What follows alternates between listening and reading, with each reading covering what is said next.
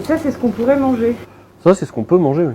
Oui, c'est ce qui va nous servir à faire de la farine pour mettre dans notre alimentation. Voilà, après on peut en faire des barres céréales, remplacer une partie de la farine par de la farine d'insectes pour avoir un peu plus de protéines. Vous avez bien entendu, ces insectes pourraient bientôt se retrouver dans notre assiette sous forme de farine. Et ça c'est tout nouveau puisque ça date du 4 mai.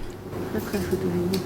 Alors ici on est à Dole dans le Jura et on est dans une ferme d'insectes et ici on produit de la farine de vers de farine, ce qu'on appelle aussi de la farine de Ténébrion molitor, c'est un genre de petit scarabée.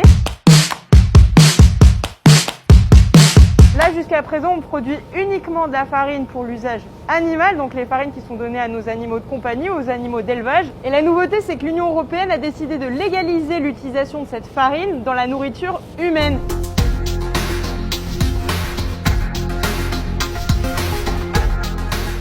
Donc là, on va pouvoir rentrer dans notre ferme verticale.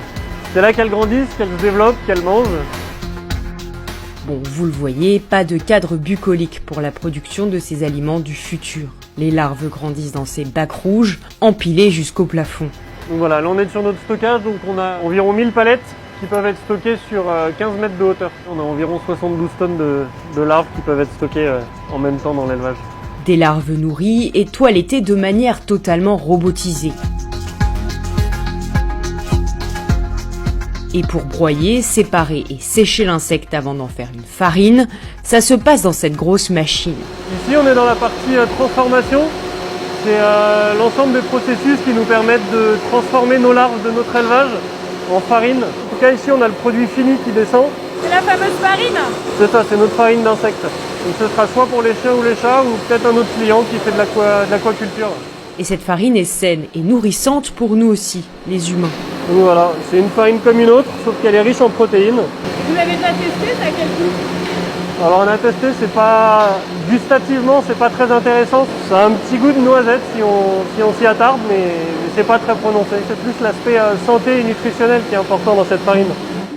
Et si cette farine est intéressante, c'est aussi parce qu'elle permet l'apport de protéines sans passer par l'élevage et l'abattage de viande, qui est extrêmement gourmande en ressources.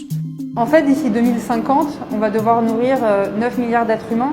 C'est énorme. Donc là, on a une solution qui prend peu d'espace, peu de ressources et qui va amener des protéines. Et donc, c'est une alternative. Ça ne remplacera pas les autres, mais c'est un complément.